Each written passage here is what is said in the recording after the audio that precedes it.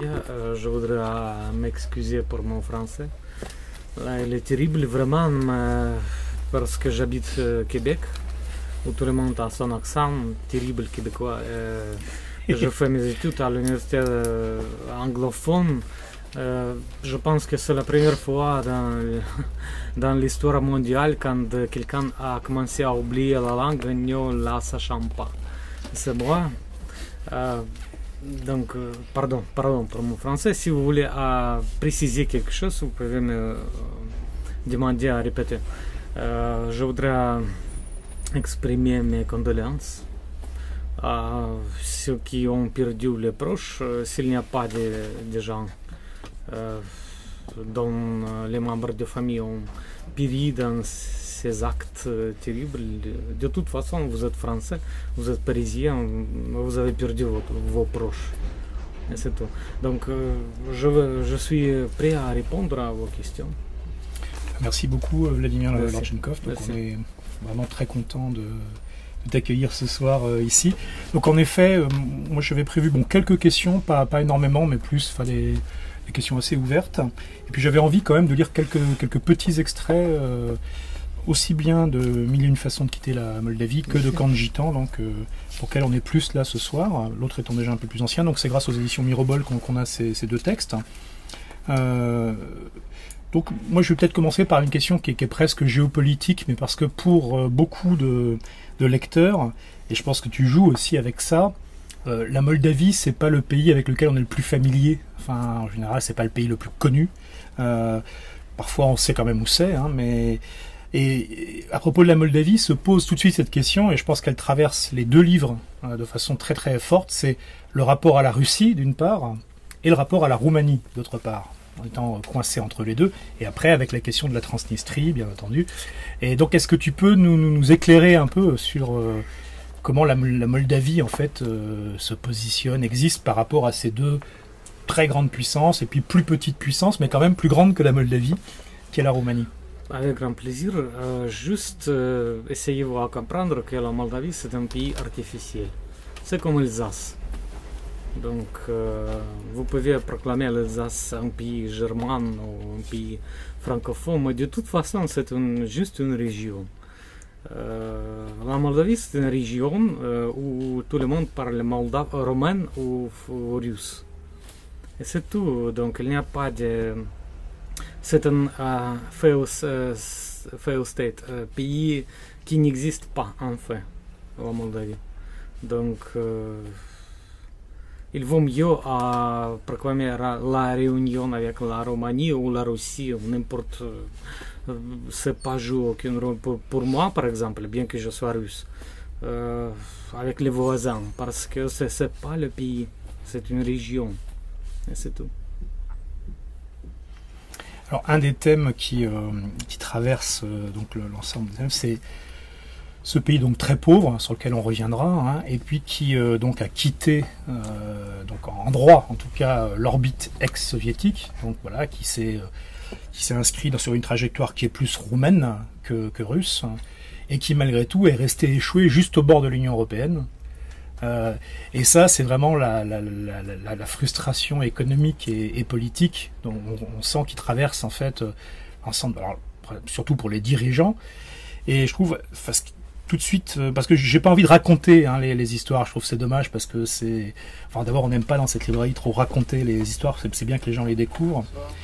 Mais il y a une chose que je trouve superbe dans Camp de Gitans, c'est quand on bascule sur le terrain religieux, on y reviendra, mais c'est qu'il y a les religions traditionnelles, une éventuelle religion nouvelle, mais il y a une religion assez particulière qui est l'eurolatrie. Je trouve qu'elle est assez intéressante, cette religion. Donc comment tu l'as créée en fait? La Moldavie se trouve vraiment sur la bord de l'Union européenne, mais ce n'est pas la bord de l'Europe. Parce que l'Europe se finit à Sibérie. Si vous voulez, donc, les Russes sont les Européens, la Moldavie c'est la partie de l'Europe. Donc quand on parle du pays balkanique, il ne faut pas oublier l'influence de l'Empire osmanique, quand même c'est l'Europe. C'est comme Serbie, comme Horvatie. Je sais pas, je vous prie de me pardonner si je prononce pas comme il faut. Serbie, Horvatie, Bosnie, Herzégovine, c'est la même chose. Par exemple, moi, je suis pas russe, enfin. Donc, c'est mon nationalité quand même. Mon père est de la Biélorussie, c'est la partie ouest, comme Alexeyevich, de Nobilia, écrivain qui a reçu le prix de Nobel. Ma mère est de Yougoslavie, de Serbie.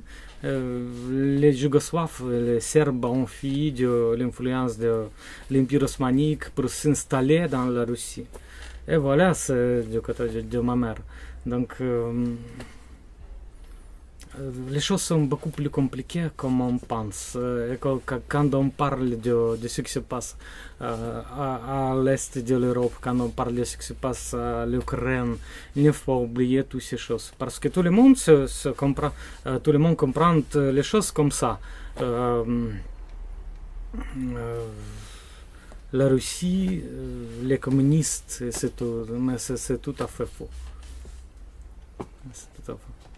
Enfin, on a eu une discussion qui touche en fait cette question justement de la frontière artificielle, enfin, ou des frontières à l'intérieur de l'Europe, et puis d'une frontière qui est en fait une frontière économique et pas une frontière politique en réalité. On en a parlé avec Emmanuel Ruben il y a un peu plus d'un an, parce qu'il avait écrit un roman qui s'appelle La ligne des glaces, où il mettait en scène, alors pas du tout sur le mode on va y revenir, de la farce, mais il mettait en scène en fait un pays fictif qu'il a créé, mais qui était en fait une concentration des 3 pays baltes. Et il traitait le fait que ces pays qui, avant, étaient une partie de l'Union soviétique, donc très similaire de ce point de vue-là à la Moldavie, se retrouvaient d'un coup, eux, à la frontière, mais du côté de l'Europe, hein, et devenaient la frontière, parce qu'après, c'était effectivement les hordes russes, alors que la Lettonie, la Lituanie et l'Estonie étaient devenues l'Europe civilisée, économiquement puissante, etc. Et c'était très intéressant de voir comment cette frontière, en fait, son côté arbitraire, son côté truc. Je suis d'accord en ce qui concerne le mot artificiel, parce que tous ces pays, la Moldavie, l'Ukraine, les pays du Baltique, ils sont artificiels. Ce sont les parties anciennes de la Russie, donc, qui étaient créées pour juste faire la frontière entre la Russie et l'Europe. Mais je ne peux pas comprendre pourquoi, dans lequel but, parce que nous, les Russes, nous sommes les Européens, nous sommes les mêmes buts. Nous sommes les mêmes valeurs. Je pense que je suis absolument convaincu qu'il ne faut pas que ces pays existent. Et c'est tout. Donc imaginez-vous une fois que la France aurait été détruite, absolument, il y a Provence, Languedoc, Bretagne, Gascogne et les autres régions qui sont devenues les pays. C'est absurde, non? Et c'est la même chose qui s'est passée avec la Russie. Alors, on avait eu aussi un autre auteur, mais justement qui lui n'est pas du tout d'origine russe, qui est irlandais. Pardon? Un auteur irlandais en fait, qui s'appelle Dov Lynch. Ah, Dov Lynch. Voilà, et qui avait écrit dans le Noir. Et il y avait cet aspect également très intéressant, c'est effectivement d'aller toucher du doigt le fait qu'à l'intérieur d'un pays qu'on traite ensuite d'assemblage artificiel sur des raisons ethnico-historiques, on va découper des morceaux de plus en plus petits, et puis que le fait qu'on accepte que les uns soient indépendants et les autres non, et ben c'est lié à des considérations qui n'ont cette fois plus rien, ni d'objectif, ni d'analytique, puisque dans le même cas, on va décider, par exemple, je prends 2 exemples au hasard, c'est pas mon opinion, mais on va décider que le Kosovo, oui, d'accord, que l'Ossétie du Sud, non, que l'Ukraine orientale, non, la Transnistrie, non, pas le droit, mais que le Monténégro, bien sûr, parfait. Donc il y a vraiment des choix qui ont, et si on trace des lignes historiques ou anthropologiques, il n'y en a pas plus de sens dans un cas que dans l'autre, et il y a quand même une sorte d'opinion publique politique mondiale qui va décider que certains États ça va, d'autres non. Et c'était intéressant avec Dov Lynch de toucher du doigt ce côté complètement arbitraire dès qu'on prend 20 ans de recul en fait par rapport à ces phénomènes, quoi. D'accord, je suis d'accord. Non, mais lui venant en plus d'un pays qui subit une partition qui est absurde. L'Irlande, il n'y a aucune raison. Enfin bon, c'est pas. Soit ça devrait être un bloc, soit il y a un truc qui n'est pas clair non plus. Il n'en parle pas du tout. C'est complètement souterrain. Je ne suis pas d'accord en général, mais en ce qui concerne les détails, par exemple, quand on parle de Kosovo, par exemple, ok, ça c'est, imaginez-vous qu'une fois Azincourt est proclamé de la place de gloire anglaise. Donc c'est la territoire anglais séparatiste. C'est une absurde. Kosovo c'est Serbie. Donc non, de toute façon, je ne crois pas dans le déclin de l'Europe. C'est une stupidité de mon point de vue parce que l'Europe, c'est un grand pays. Je parle pays parce que c'est vraiment un pays. La France, l'Allemagne, la Belgique, c'est un pays dont les habitants sont 500 millions de personnes. C'est une influence mondiale, économique, politique, militaire. Vous n'avez pas de raison d'avoir peur de votre futur.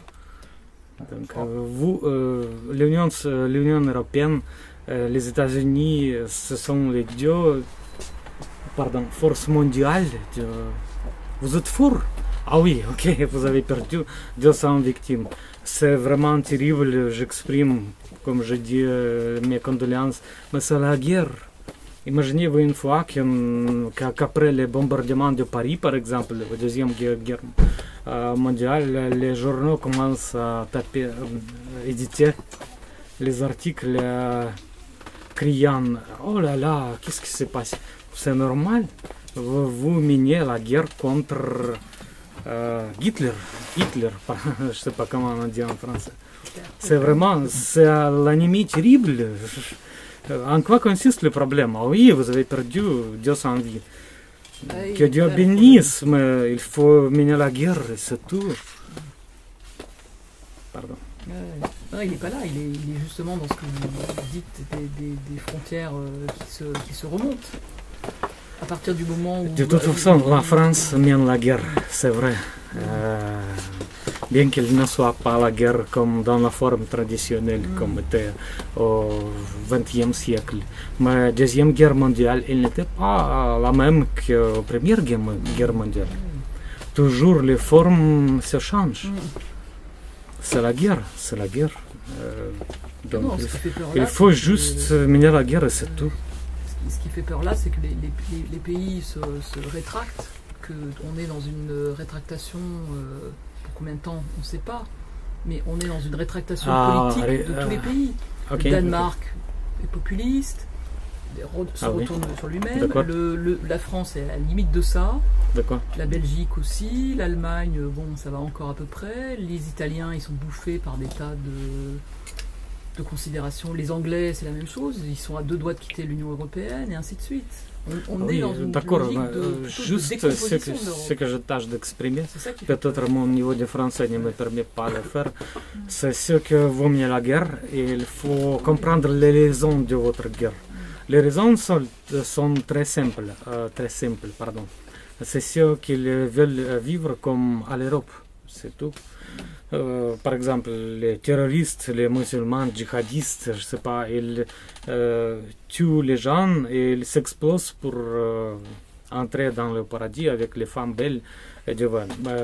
Je suis entouré de belles femmes.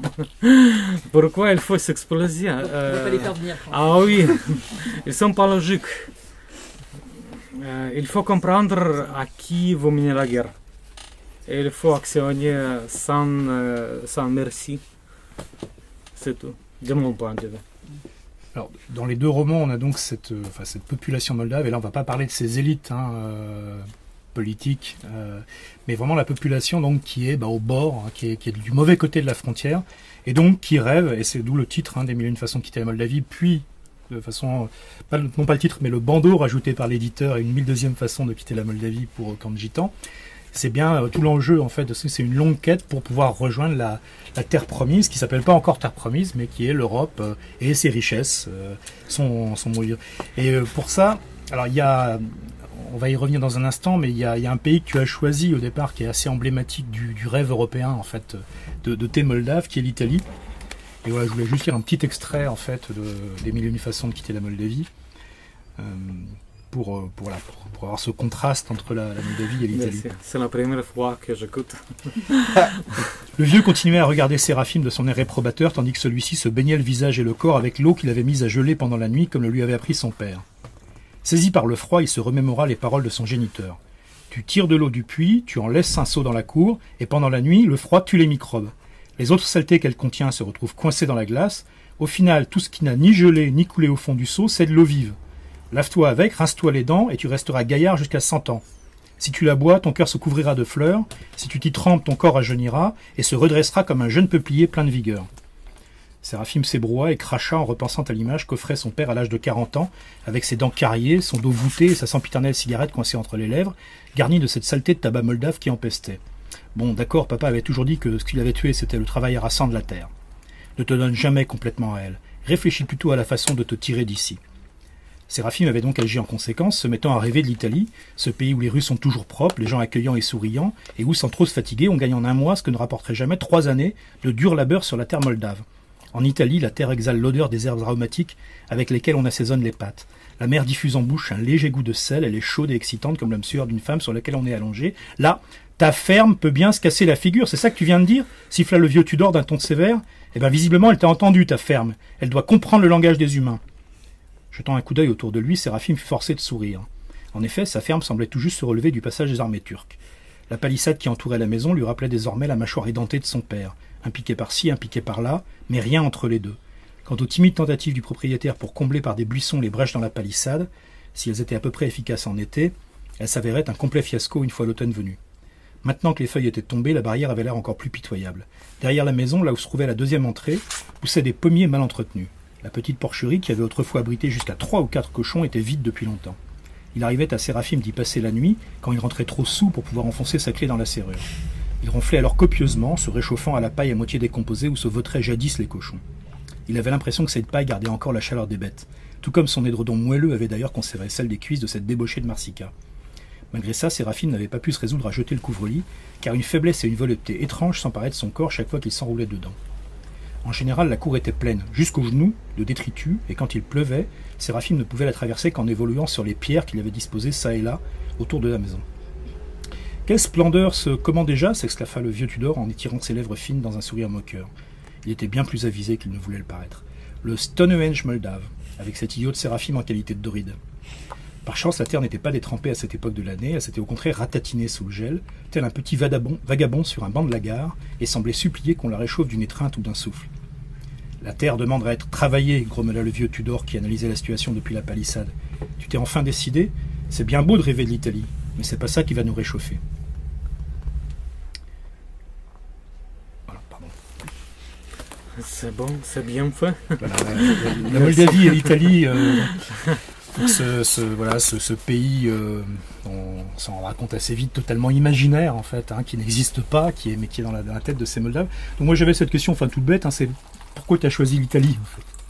Parce que les Moldaves parlent la langue romaine, c'est presque la même chose que la langue italienne.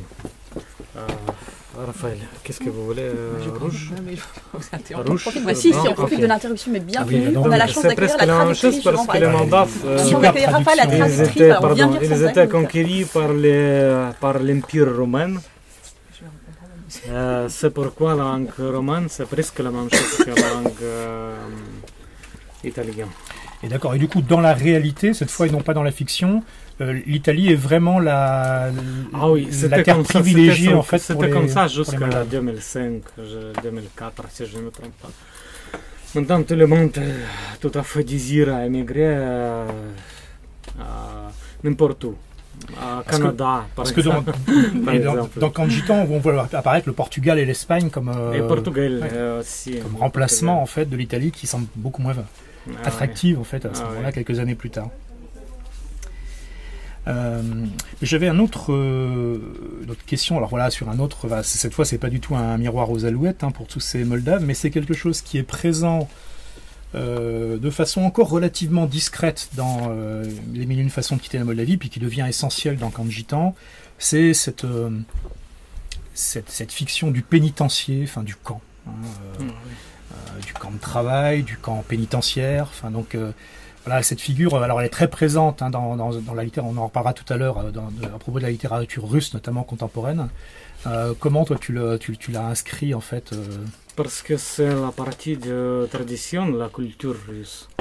Par exemple, moi personnellement, mon grand-père a survécu au Goulag, le système de prison. Pardon, le système de prison russe. Mon frère de mon grand-père, ma grand-mère a survécu à la chambre de Osbruck à l'Allemagne de Nazi. Donc c'est normal pour nous, pour les Russes, c'est la partie de notre culture. Alors, je profite simplement pour dire que si d'autres personnes veulent des questions en complément, pas des questions complètement posées, parce que j'en ai quand même une liste, mais en complément, ne pas hésiter. Je voudrais juste finir cette idée, mon idée, par dire que la vie dans la Russie, en général, c'est une grande prison. C'est tout. C'est pourquoi nous sommes grands partisans de l'idée de la vie prisonnière. Et alors je trouve qu'entre les deux romans, tu as franchi un pas de ce point de vue-là, parce que le camp, qui n'était que relativement anecdotique, qui était encore discret dans une façon de quitter la Moldavie. Je vais en rappeler un tout petit extrait pour dire quand il faut que je vous arrête, qu'il ne soit pas gentil. Karine, vin blanche ou... ok. Ok. Vous pouvez continuer. Pardon. Voilà, je vous donne un tout petit extrait parce que c'était le moment en fait où apparaît une figure du camp, mais qui ensuite devient un objet majeur de truc. Là, dans les mille et une façons de quitter la Moldavie, où les personnages de ce petit village moldave vont déployer des trésors d'imagination absolument délirants pour trouver des moyens de rejoindre l'Italie, donc le rêve italien, et de quitter toute l'horreur et la pauvreté moldave. Et donc là, le camp n'est qu'une petite modalité. Dans Camp de Gitans, le camp, la prison, le système pénitentiaire devient vraiment le creuset, l'endroit où va se construire le projet. Et le projet, cette fois, qui est d'une autre ampleur, on va essayer de pas trop le dévoiler, mais qui est vraiment énorme. On aura une petite idée tout à l'heure. Donc voilà, un tout petit extrait du camp première manière, en fait. Vous allez rembourser la Moldavie pour avoir traversé la frontière de son État sans papier et sans vous être acquitté des taxes en vigueur, leur avait annoncé le douanier en faisant teinter ses clés. Dès que ce sera le cas, je vous laisserai sortir. Parce que vous, les Roms, bien entendu, les Tziganes ne remboursèrent rien du tout, car le travail en tant que tel allait à l'encontre de leur mode de vie multiséculaire. En principe, vivre en prison sur les deniers de l'État leur aurait convenu, sauf qu'il y avait un mais. Les deniers en question n'existaient pas. On ne nourrissait pas les détenus dans cet établissement. « Comment on va survivre, mon bon monsieur ?» demanda le chef de la caravane à Miaille. « À quoi vont te servir des Tziganes morts? Tu crois qu'ils te paieront une caution? Les Tziganes vivants paieront rien non plus, répliqua le douanier. Alors débrouillez-vous. » Du coup, les Tziganes se montrèrent débrouillards et creusèrent un lac dans la cour de la prison, où des colonies de pélicans firent bientôt halte pendant leur migration. Les détenus attrapèrent les oiseaux, les salèrent, les fumèrent, et ils eurent ainsi de quoi manger pour une année. Et voilà. Donc, effectivement, alors on voit déjà que la prison développe la créativité, et que ça devient ensuite flagrant donc, dans Camp de Gitans, mais là d'une façon... Je parle des stéréotypes. Par exemple, quand on parle de français, on parle de vin, de belles femmes parisiennes. Quand on parle des Russes, on parle de, je sais pas, vodka, des ours. Et c'est la même chose quand on parle des Tziganes, pardon, gitanes. Oui, mais en fait, c'est pas vérité. C'est pas vérité parce que je connais quelques Français qui ne boivent pas de vin. Et je connais des Russes qui n'ont pas des ours privés. Alors ça, moi je trouve que c'est une des choses que tu as magnifiquement faites. Moi, j'en ai. Je trouve que c'est une des choses que tu as magnifiquement faites dans l'ensemble. C'est vraiment justement, et ça c'est vraiment le signe de la grande farce. On l'évoquait, mais de la grande farce russe et de la farce rabelaisienne, quoi, déjà. C'est le recyclage, en fait, des clichés, des éléments pour en faire quelque chose qui devient énorme. Et il y a effectivement, alors, ça, c'est vraiment, je trouve, moi, ça m'a vraiment fait penser à la façon dont Mikhail Bakhtin, en fait, parle de Rabelais, parce que c'est ça, et toute cette littérature russe contemporaine. Rabelais et Montaigne, ce sont mes écrivains préférés. J'étais inspiré, je suis inspiré, je serai inspiré, j'espère, par ces écrivains français, parce qu'il s'agit de la fin du monde. Nous sommes dans l'état de fin du monde.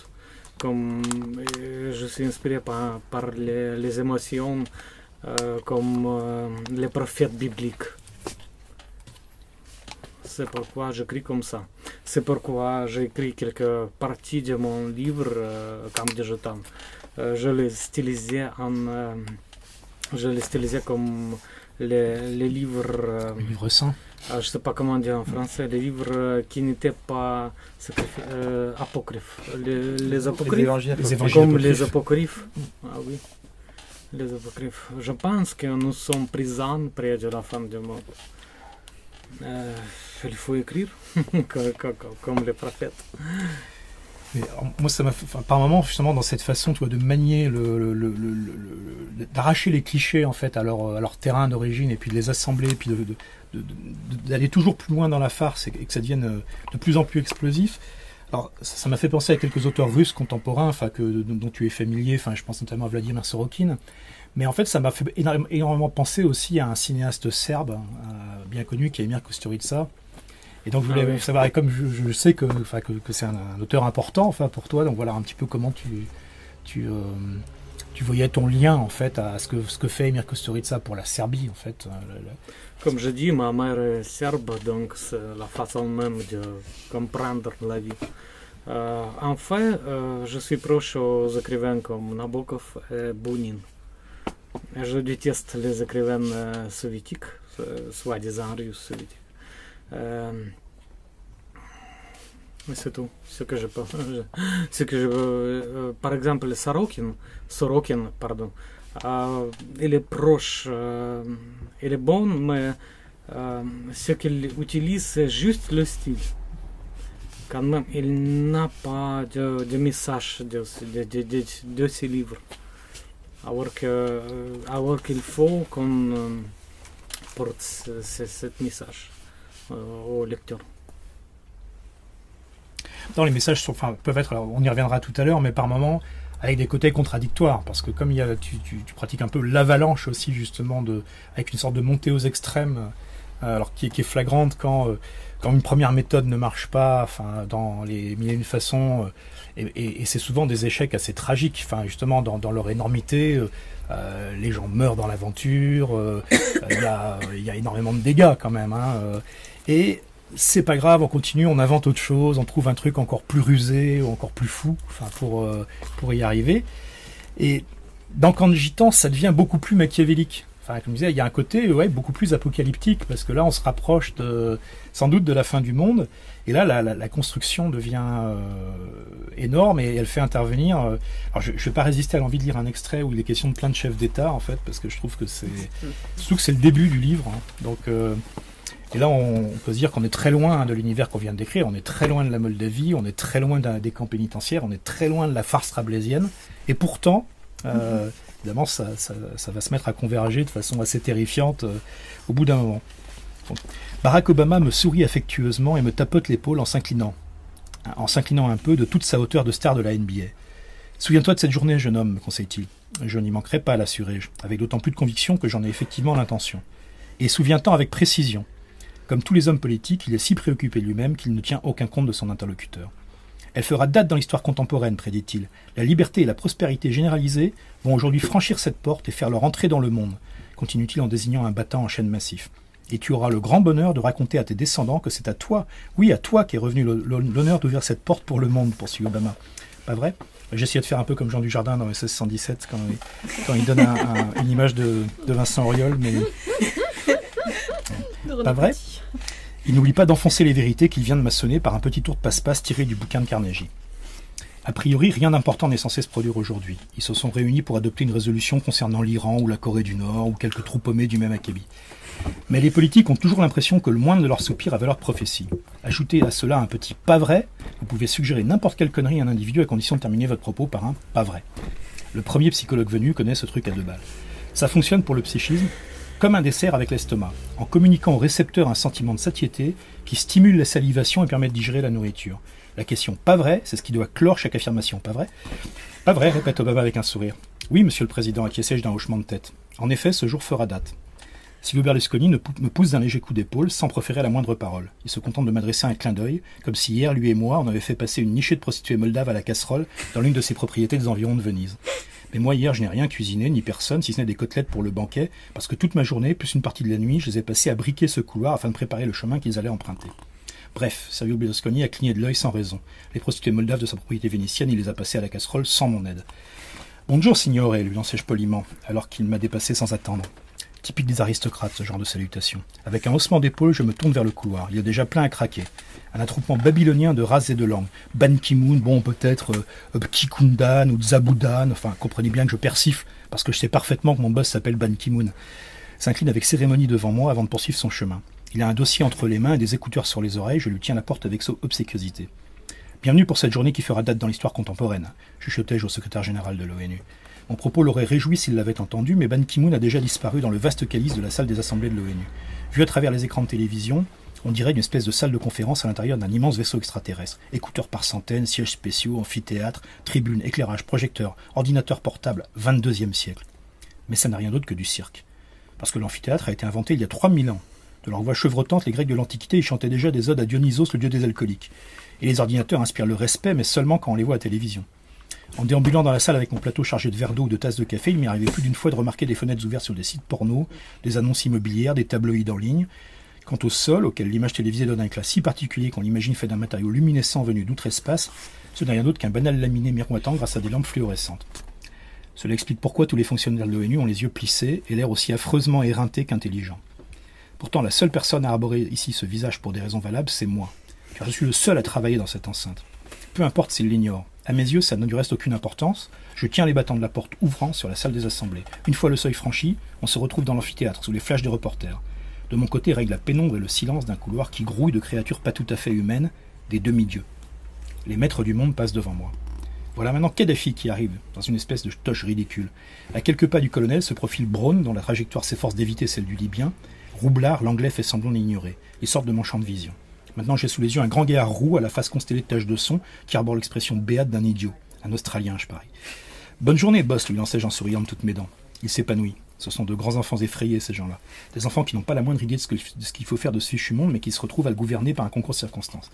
Alors il faut les réconforter, les tranquilliser. Un soupçon de chaleur domestique, qu'y a-t-il de mieux pour ça? Méditant sur la question, je ne retiens que de justesse la porte au passage de la demande. C'est une nouvelle, il me semble qu'elle s'appelle Merkel. « Bonjour, lui dis-je, vous avez bonne mine. » Je mens, parce que pour parler franchement, elle n'a pas meilleure mine que les présentatrices télé de la RDA d'où elle-même est native. Mais les Allemands sont un peuple crédule. Elle hoche la tête d'un air satisfait, rectifie ce qui lui tient le de coiffure, et pénètre dans la salle.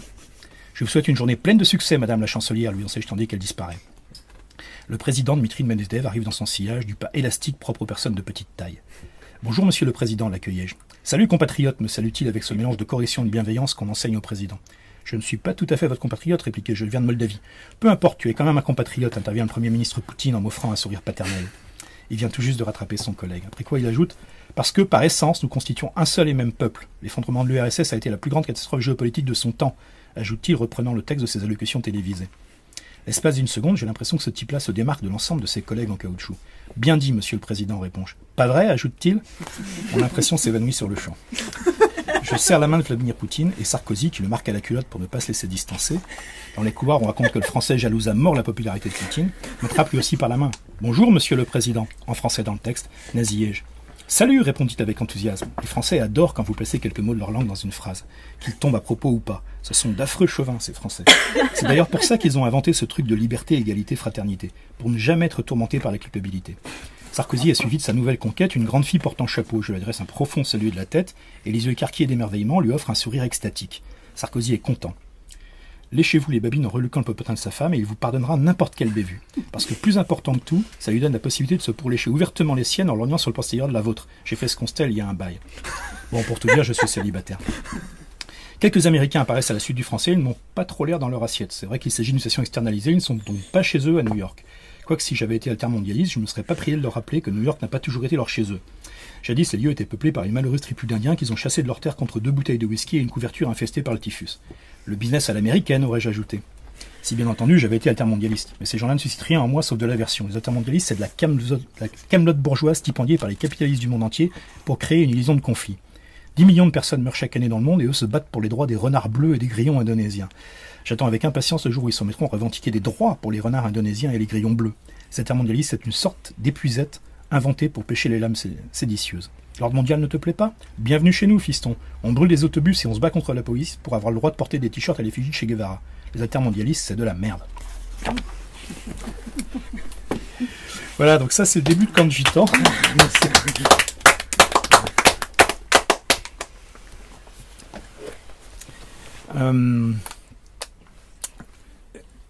Alors oui, on se demande qu'est-ce qu'ils viennent faire là tous ces politiciens. Bon là on va le dire parce qu'on est anti-comité, parce qu'on ne voulait pas en parler, parce qu'après il se passera des choses. C'est pas par hasard que d'un côté il y a une secte religieuse millénariste qui se forme à partir d'un camp pénitentiaire moldave, donc particulièrement dur, au régime sec, par rapport auquel son embryon, là où les gitans avaient encore pu apprendre à apprivoiser des pélicans, est un lointain souvenir. Là, on est vraiment dans un camp à la dure, et pourtant, il s'y crée un mouvement complètement incroyable. Et le fait qu'il y ait ces gens qui, dès le début du livre, sont dans une attitude un peu bizarre par rapport à ces gens, évidemment, c'est louche. Mais comme on dirait dans la salle 101, voilà, c'est louche, mais on ne va pas vous dire pourquoi c'est louche. Pour ça, il faudra lire le livre. Mais on est quand même je trouve dans une magnifique. C'est aussi une ode à la déliquescence politique quand même, hein, et pas seulement de la Moldavie. Même si bon, il y a beaucoup d'ironie, on reste dans de la farce, hein, dans ce défilé de dirigeants politiques. Mais il y a, je trouve, une des choses qui irrigue l'ensemble de l'œuvre, et là qui est très sérieuse, hein, je trouve, c'est que le politique disparaît, qu'il ne reste plus que l'économique qui est complètement triomphant, le cynisme généralisé, donc d'un côté l'envie un peu désespérée, enfin donc la pauvreté qui crée l'envie désespérée, et puis de l'autre côté le côté jamais repu en fait des gens qui ont déjà énormément. Et que en fait c'est ça qui traverse énormément le. Alors est-ce que c'est bien ça ou est-ce que c'est moi qui surinterprète de façon un peu éhontée? Ce que je peux dire, c'est sûr que je ne crois pas aux politiciens. Ils sont les acteurs. Donc Poutine c'est l'acteur qui joue le rôle d'un homme masculin. Obama un acteur qui joue un rôle de démocrate. Donc c'est tout. C'est tout. Ils ne sont pas les pas propriétaires du monde, ils ne sont pas les dirigeants du monde. Donc, ils ne peuvent pas faire quelque chose qui pourrait changer le monde. C'est tout. Ce sont nous. Nous sommes les propriétaires du monde, nous, les gens habituels.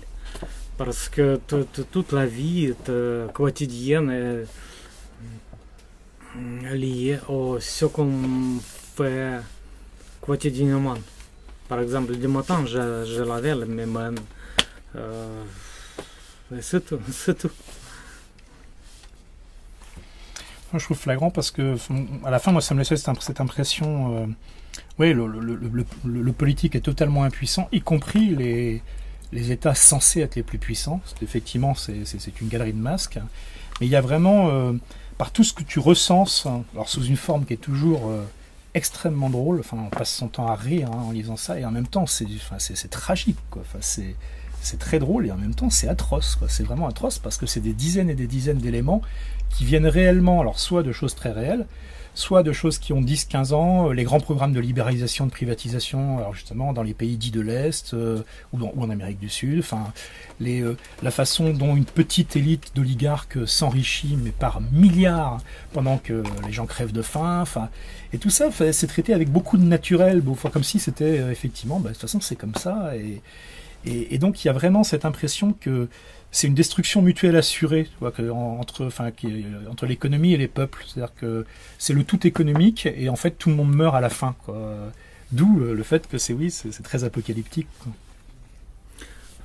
D'accord, je pense que la vie économique n'influence pas ce qui se passe vraiment en fait, parce que, de plus en plus je bois du vin, de plus en plus j'oublie mon français. Donc pas d'influence économique sur la vie habituelle. Quand les gens parlent de l'influence de la vie économique sur leur vie, c'est pas vrai, c'est faux. Par exemple, les gens explosent les autres gens parce qu'ils sont pauvres. Moi, je suis pas riche. j'ai pas explosé les autres. Donc, il faut vivre selon les règles qui sont établi de commencement de notre civilisation. Ah oui, merci. Je voudrais remercier Raphaël Poche qui a brillamment traduit mon roman en français. Ah, des très belles traductions. Elle a fait. Oui, parce que là, oui, ça c'est... Moi, je ne peux pas les comparer aux originaux. Vous auriez pu lire juste comme ça, grâce à Raphaël. Voilà, donc moi en fait en termes de questions c'était tout ce que j'avais. Je voulais dire que je m'étais vraiment régalé à la lecture de ces deux livres, que ce bandeau en fait d'éditeurs. Alors moi je suis très méfiant vis-à-vis des bandeaux d'éditeurs, hein, donc quand je l'avais vu j'avais un peu sursauté, et en fait c'est très vrai, quoi. C'est vrai que c'est une sorte les 1001 façons de quitter la Moldavie, c'est une sorte de bande d'essai généralisée, c'est-à-dire quand on essaye de faire œuvre d'imagination mais à encore petite échelle finalement, et d'imagination assez débridée, hein, pour réussir à rejoindre donc le pays de Cocagne, totalement imaginaire, et dans Camp de Gitans on passe à une autre échelle, quand on dit bon voilà, tout ça n'a pas marché, on a essayé plein de trucs, mais c'était trop partiel, c'était trop petit, on n'a pas su penser assez grand.